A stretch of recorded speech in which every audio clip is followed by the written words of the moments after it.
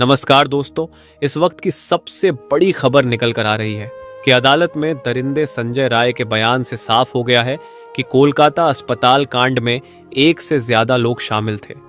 दरिंदे संजय ने गलती से एक ऐसा बयान दे दिया है जिससे साफ हो गया है कि इस कांड में वह अकेले नहीं था।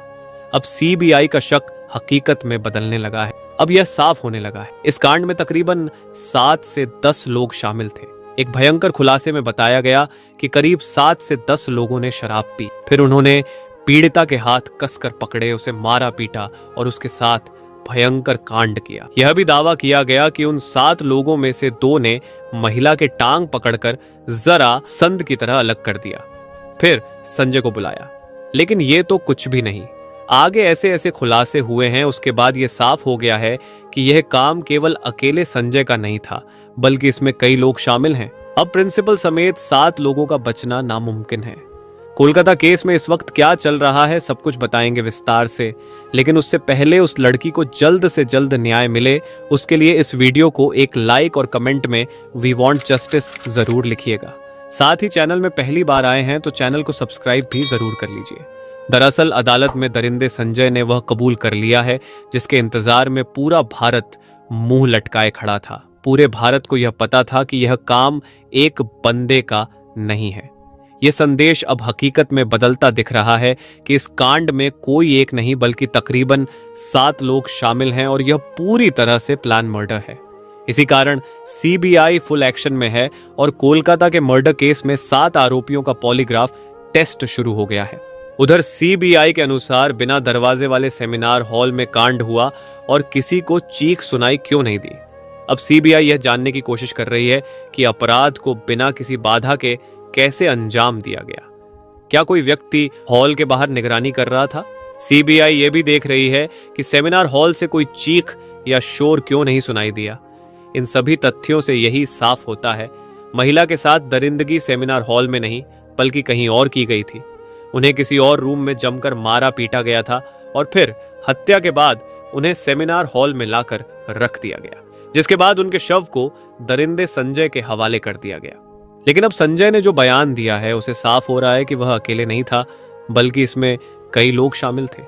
अदालत में दिए गए संजय के बयान को तो जानेंगे ही, लेकिन उससे पहले सबसे भयंकर खुलासे को देखते हैं जिसमें 7 लोगों के शामिल होने का दावा किया जा रहा है। दरअसल सोशल मीडिया पर एक पोस्ट में दावा किया गया है कि कोलकाता के आर.जी. मेडिकल कॉलेज अस्पताल में हुई महिला डॉक्टर की हत्या संजय रॉय ने नहीं बल्कि अस्पताल के 7 ट्रेनी डॉक्टरों ने की थी। मेरी बात जरा ध्यान से सुनिए, फिर मैं सब कुछ क्लियर कर दूंगा। इस पोस्ट में कहा गया है कि इन ट्रेनी डॉक्टरों ने पहले महिला के साथ कांड किया और फिर उसकी टांगों को बेरहमी से चीर दिया, जैसे महाभारत में जरासंध का किया गया था।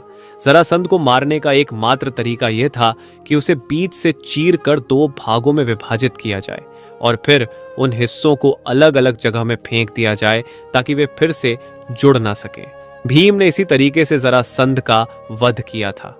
एक्टिविस्ट मधु किश्वर ने सोशल मीडिया प्लेटफॉर्म पर इस बारे में एक पोस्ट किया जिसमें उन्होंने बताया कि अस्पताल में काम करने वाली एक महिला डॉक्टर और उसकी दोस्त के बीच हुई फोन कॉल बातचीत में यह दावा किया गया है। उन्होंने इस बातचीत का ऑडियो भी शेयर किया जो बंगाली में है। माना जा रहा है कि सीबीआई को इस ऑडियो कॉल से कई गंभीर सुराग मिल सकते हैं।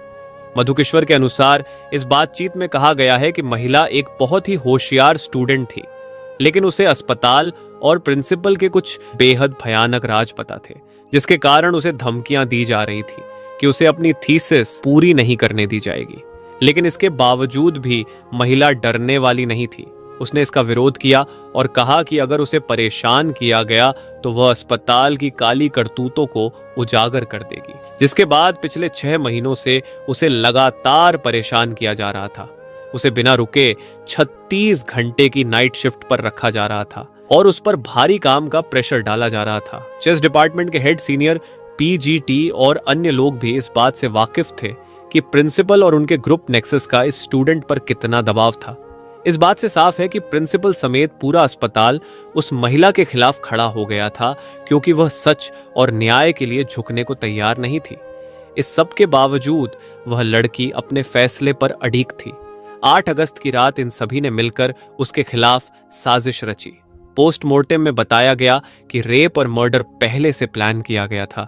यह अब तक का सबसे खौफनाक खुलासा है और सीबीआई इसी के आधार पर जांच आगे बढ़ा रही है। बातचीत में यह भी कहा गया कि पहले कई पीजीटी और सीनियर डॉक्टर्स सेमिनार रूम में आराम करते थे, लेकिन उस रात पीड़िता को अकेले वहां सोने के लिए कहा गया। कुछ स्टूडेंट्स ने अफवाह फैला दी कि कमरा निर्माणाधीन है और वहां कोई नहीं जा सकता, जिसके बाद उस सेमिनार हॉल में किसी की जाने की हिम्मत नहीं हुई।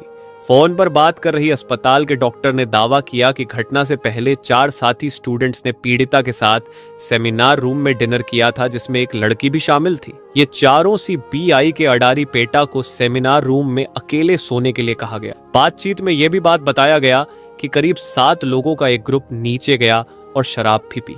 फिर उन्होंने पीड़िता के हाथ कसकर पकड़े, उसे मारा, पीटा और उसके साथ कांड किया। इस वारदात में एक महिला इंटर्न ने भी मदद की। खुलासे में यह भी दावा किया गया कि उनमें से 2 ने पीड़िता के पैर पकड़कर जरा संद की तरह अलग कर दिया, जिससे उसकी पेल्विक की हड्डियां टूट गई। उन्होंने उसकी कॉलर बोन को भी तोड़ दिया और फिर उसे उल्टा लिटाकर उसके ऊपर जूतों से रौंदा। उसके सिर को इतनी बुरी तरह कुचला गया कि खोपड़ी फट गई। इस तरह से 9 अगस्त की देर रात कोलकाता के आरजी कर हॉस्पिटल में ट्रेनी डॉक्टर की रेप के बाद हत्या कर दी गई। देखिए, अगर यह सभी बात सच है तो फिर सीबीआई को इन 7 लोगों के खिलाफ सबूत जरूर मिलेंगे और संजय के साथ इन 7 को भी कड़ी सजा मिलनी चाहिए। इसके बाद जब ये सभी लोग वारदात को अंजाम देकर सीढ़ियों से नीचे उतरे तो संजय रॉय को देखा, जो ग्रुप डी के दूसरे कर्मचारियों के साथ शराब पी रहा था। इन डॉक्टरों ने संजय से कहा कि सेमिनार रूम में जाओ, वहां तुम्हारे लिए एक लड़की है। उसके बाद संजय ने बिना कपड़े के शव के साथ कांड किया ताकि उसका वीर पीड़िता की योनि में मिल सके। उसके बाद देश भर के डॉक्टरों ने विरोध प्रदर्शन किया। इस ट्वीट और इस खुलासे को स्वतंत्र तरीके से हम प्रमाणित नहीं कर सकते, लेकिन यह ट्वीट सीबीआई की जांच में काफी महत्वपूर्ण होने वाली है। माना जा रहा है कि सीबीआई ने भी 7 लोगों को इस केस में 7 आरोपियों का पॉलीग्राफ टेस्ट शुरू हो गया है। मुख्य आरोपी संजय रॉय का टेस्ट जेल में ही हो रहा है। इसके अलावा सीबीआई ने आरजी कर मेडिकल कॉलेज के पूर्व प्रिंसिपल संदीप घोष, 4 डॉक्टर जो वारदात की रात पीड़िता के साथ थे और एक वॉल्टर्स जांच कर रही है। इन सभी का पॉलीग्राफ टेस्ट सीबीआई के कोलकाता ऑफिस में हो रहा है। 8 अगस्त की रात इन डॉक्टरों में से कुछ ने पीड़िता के साथ डिनर किया था। फिलहाल सीबीआई उन सभी से गहराई से पूछताछ कर रही है, लेकिन अदालत में आरोपी संजय ने एक बयान देकर सभी को हैरान कर दिया है। दरअसल 23 अगस्त को सियालदह कोर्ट ने संजय को 14 दिन की न्यायिक हिरासत में भेजा।